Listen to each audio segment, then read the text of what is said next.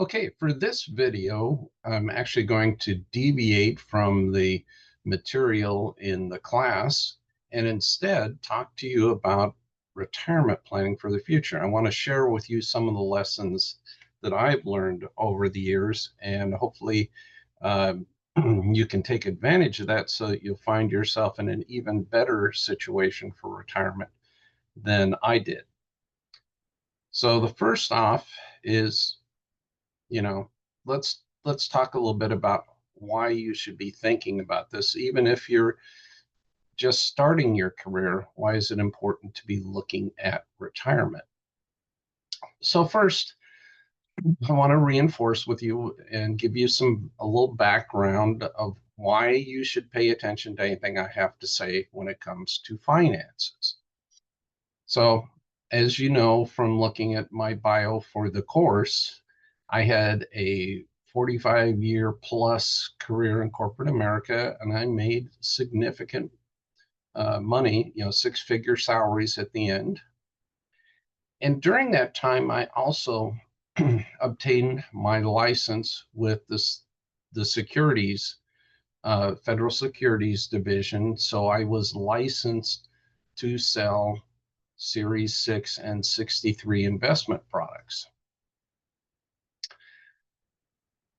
So I was able to pass the test and get my securities license. But the real question comes down to how good a job have I done with my own investments over, let's say, the last 5 years, just to give you an idea.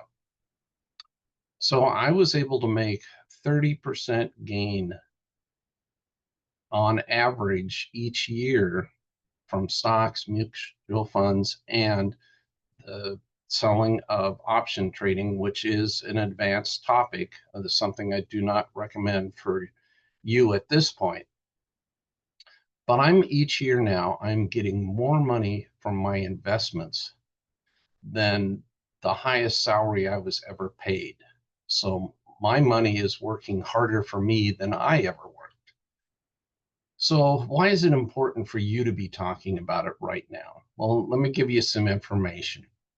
They say that to retire comfortably, you're going to need to have at least 8 to 10 times your annual salary in retirement investments. So let's say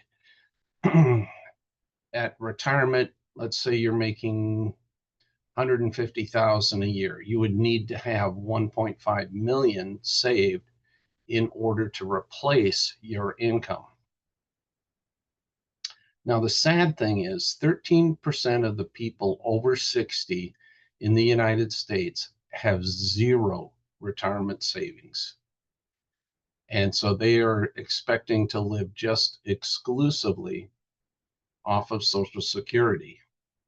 But Social Security was designed to replace only 40% of your pre-retirement income.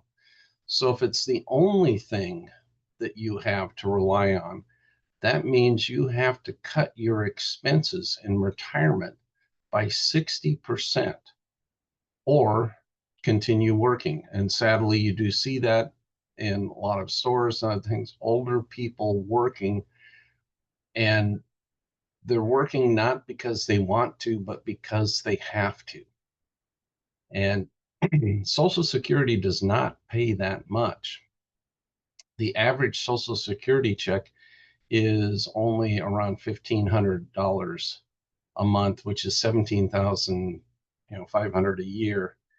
That is not much money to live on, especially with housing costs and food costs the way they are.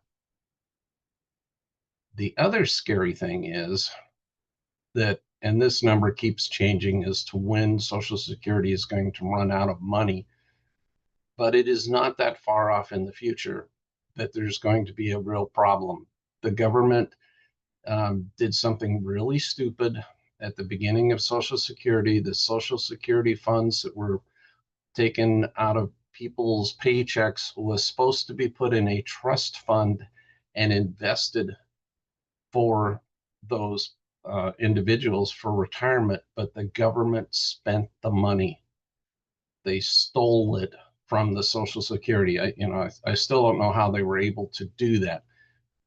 but there is no money there. They're relying on the contributions each year from people who are working to pay for the people who have retired. The problem is the baby boomer generation, which I'm a part of, was very large, much larger than the generation following. So as we retired, the number of people entering the workforce to replace our income was, there were fewer people. So there has been less money coming in to Social Security to fund the retirees. Plus, retirees are living longer than was expected when Social Security was designed. In fact, the reason that Social Security originally had a date of 65 years for you to retire is because the average lifespan at the time was less than 65 years, but lifespan has increased significantly. So there's a real problem with the funding of Social Security. So you got two problems. One is Social Security is not enough to live off of. And two, Social Security may not be around, even as poor as it is. That may go away. So you have to be taking responsibility of your own retirement. Don't count on Social Security. And here's the scary thing, and this is why I wanted to talk to you about this. 42% of what the age group that a number of you are in, some of you may be older than this, but 42% of the 18 to 29-year-olds have zero retirement savings. Now we're going to see why that's an issue. You say, well, but they've still got time until retirement. That is true, but let me show you what that entails. So the key concept here is the time value of money. Make your money work for you by giving it enough time. It's what was, I believe, Benjamin Franklin called the eighth wonder of the world is compound interest. So here's a question. How much would you have at age 65 if you invested only $500 a year? That's less than $10 a week. And if you started at age 20 or age 30 or age 40, what would that turn out to be? Well, if you started at age 20, you'd end up with almost $800,000. Now that's just $10 a week. If you waited 10 years and say, okay, I'll start at age 30, that number drops to 300,000. It's cut more than in half. It's almost down, 2/3. It's, around a third of what you would have had if you had started 10 years sooner. But if you wait another 10 years, age 40, you see it's down to only 100,000. So which would you rather have? 800,000 or 100,000? Well, the answer is obvious, but that's the cost of waiting 20 years. So the key is to start slowly, but start. So let's say at age 20, if you could find only $180 a year, that's $15 a month. Okay, that's 3 or 4 Starbucks lattes a month. If you forego those, if you say, I'm not going to do those, instead, I'm going to put $15 a month away, starting at age 20. And then each year, because you're probably doing better in your job, you're getting promotions, let's increase that 10% each year. That's only an additional $18 a year that you're going to add on to that. So year one is 180, year two is 198, and so on. At age 65, you would have $600,000. Now that's still not enough, but that's a big chunk of change. And I think you can see that you could do more than $15 a month, especially as you get into your career. You'll be able to put away, $200, $300, $400 a month. So let's talk about two individuals. This want to show you another way of looking at this. Bianca starts at age 20. She invests $1,000 a year because she doesn't have a lot of expenses. And so she can take that $1,000 each year and put it into an investment for 10 years. But then she stops. So she has only invested a total of $10,000. At age 70, she will have almost $800,000. Now that's assuming a 10% growth on her investments each year. And of course, the market goes up and down a lot of different things, but 10% is not an unreasonable amount with a well-managed portfolio. But Rob, he's having fun. He's got a good job, all his extra money he spends on electronics and new cars and taking trips and everything else. But at age 50, he starts seeing that retirement's not that far off. So he starts investing in his retirement fund. And the question is, how much does Rob have to save each year to catch up with Bianca, who again only invested a total of $10,000? Well, here's Bianca's investment. You can see she started at age 20, but then age 30 stopped and it grew to 800,000. To match that, Rob has to invest $12,000 every year for 20 years from age 50 to 70. So he invests a total of $260,000 to have that same, right around $800,000 at retirement age 70. Invest $10,000 now or $260,000 later. Which one makes more sense? You can see the difference between these is what's called, that's the effect of compound interest. It's giving that money on the front end, the very beginning, giving it time to grow and work for you. So how do you get started? The first thing to do before you start investing is make sure that you have no debt. Get out of consumer debt, student loans, anything on that. The only thing that is okay to have is to go into debt when you purchase a house. Now that includes cars. There's actually no reason to take a loan out to buy a car. And if you go to Dave Ramsey's website, he's got an article in there that shows you how to buy cars using cash and over time to upgrade up to nicer cars. You start out with some pretty cheap cars, but every year or two you upgrade to a newer car. And it shows you how to do that. The key is have no debt other than your house. You need to create a written budget so that you know how much money can you afford to put into your investments. And a budget will help you stay on track so that you never have to go into debt. And one of the keys on that is to have an emergency fund. So you set aside some money for those things that you don't plan on happening. Especially once you become a homeowner, things break. And no, you didn't plan on replacing the dishwasher this year, but it broke. The furnace went out and you've got to put in a new furnace. Roofs don't last forever. You have to have a new roof. So you have to plan for the unplanned, and that's the emergency fund, so that when that happens, you don't have to go into debt. You have the funds available to handle those things that you know are going to happen. You're just not sure exactly when. Now, one of the keys, though, in this whole process is don't try and do this on your own. You want someone you can trust who will teach you and show you how to invest.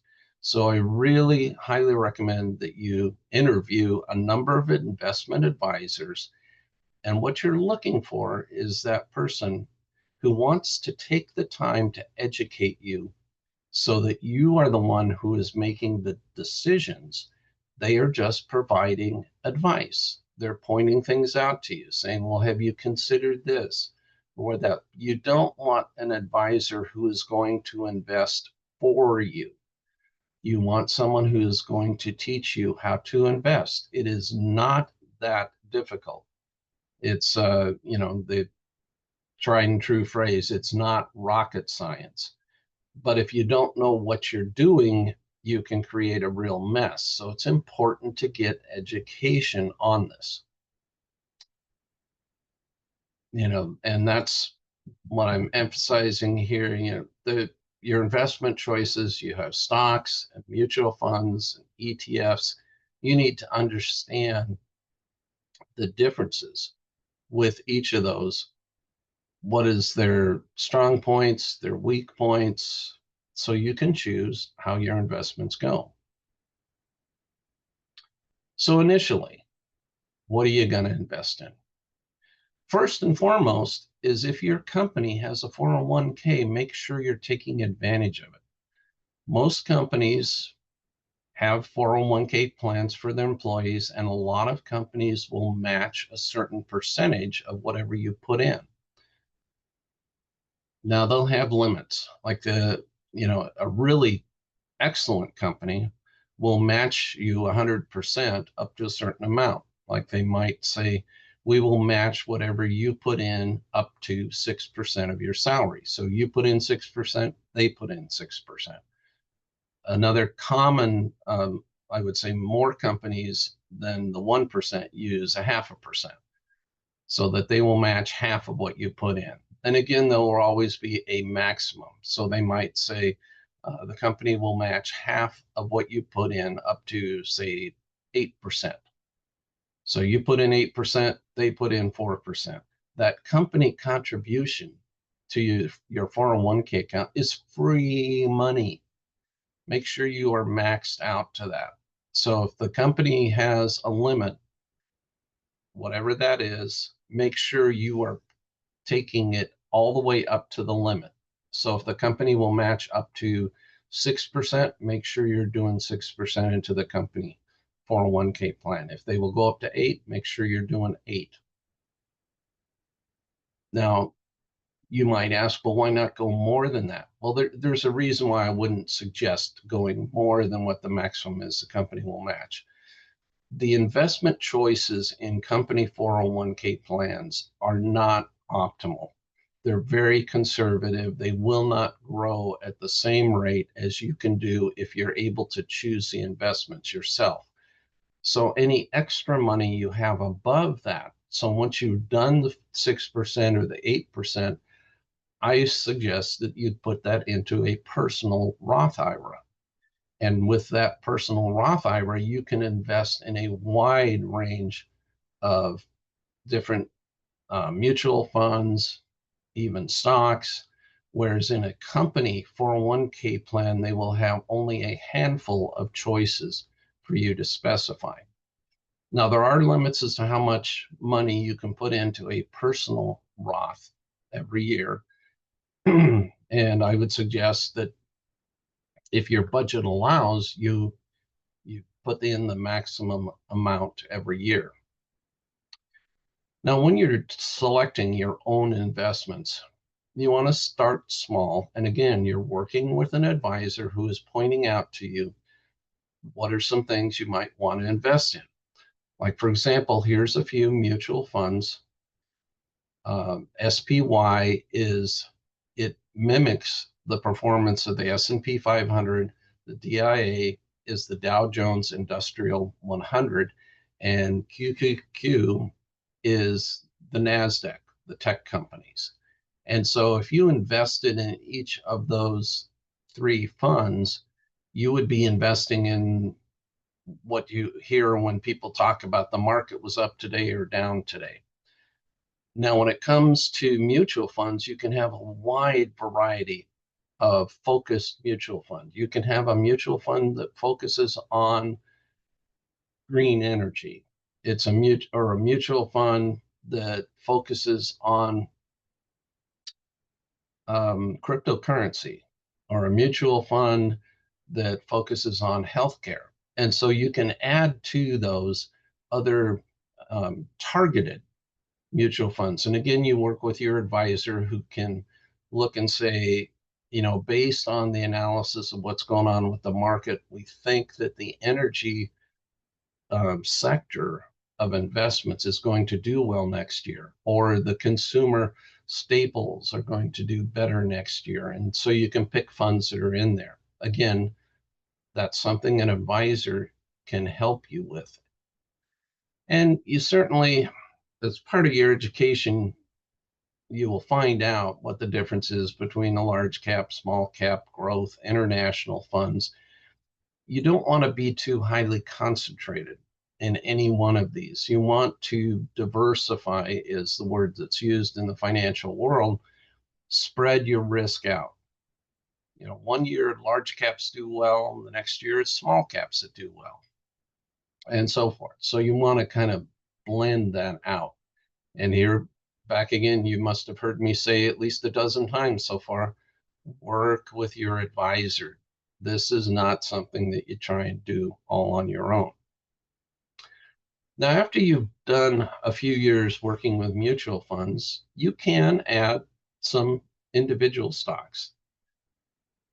The danger with an individual stock is companies do go out of business.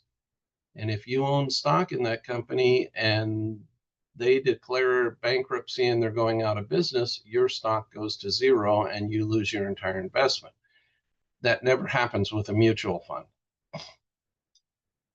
To my knowledge, there's never been a single mutual fund that has ever gone to zero and gone out of business.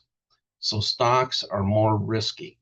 But after a few years of working with your advisor and investing, if you have identified a company that you feel this is really a leading edge company and you want to invest in them, that's okay. But again, be looking for those recommendations from professionals. There are people who analyze companies and they analyze their annual reports. How are they doing? Are they, basically a sound company? What's their competition? What's the future look like for them? And they will say, this is a good company to invest in, or they think, well, you might want to think about going someplace else. But once you start with stocks, the recommendation, and this actually comes from a company that I have used in the past, Motley Fool, that they recommend that you have at least 20 different stocks spread across multiple areas. So you don't want to be concentrated in the high-tech computer chip industry. You don't want to be concentrated in healthcare or in energy. You want to be spread out over different. So you want to choose the stocks carefully. And the reason for going with 20 is because you're going to have some winners in there. You're going to hit a few home runs, and you're going to have some where it's a swing and a miss. So if you only have a few stocks, it's more risky. The more that you have picked, if you're doing a good job of picking, yeah, every now and then you're going to have one that you go, shoot, that didn't work out. But that's okay because the other 19 did great. And the idea here is you're not trying to invest today, get a quick gain, and then sell it. These are stocks that you're holding on to. You're going to, you're looking for someone that maybe this year they're not going to have a great year, but you look at their future and you say, about 5 years from now, this is going to be a really gangbusters stock to have invested in. So a few closing thoughts. Create your plan now. I like this. The best time to start was yesterday. The next best time is now. Hopefully what I showed you in that previous slide is delaying even a few years to start can have a huge impact on what your retirement plan is. I showed you that earlier slide. If you started at age 20, age 30, age 40, what a difference it made. And so start now, even if it's a small amount. Of course, the first thing is, remember back to the slide, get out of debt. And also another key is having a written budget. The emergency fund of at least $1,000. You will need to have more than $1,000 in your emergency fund ultimately, because especially when you're a homeowner, things cost money. Try and find a good refrigerator today that costs less than $1,000. But you start with that $1,000 and then grow that emergency fund over time to be more money. But do start investing, even if it's small amounts. A number of the investment opportunities that are out there, some of them on apps where you can invest literally, $5 a month to get started. But get started, even if it's very small right now. But don't be that lone ranger. You want to work with an advisor who is a mentor who will train you and educate you on being a smart investor. And the key in this whole process is don't be greedy. You're not trying to find those, bargain stocks that are going to be worth 5 times as much next year. Be happy with small gains. If you get a company that grows 20% in a year, that's a really solid win. So keep it in perspective. And the last thing I wanted to really mention is that money is not the goal.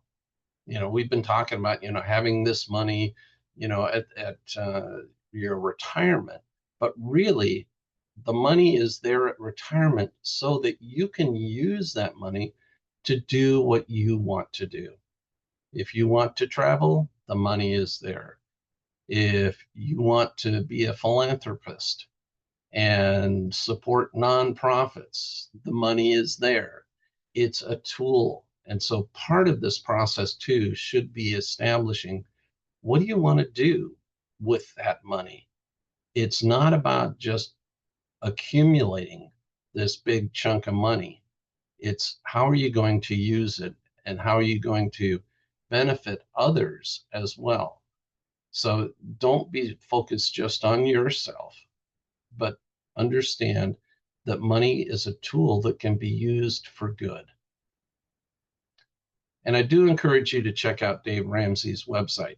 He has a list there of recommended financial advisors. If we go back to that where I said, don't be a lone ranger.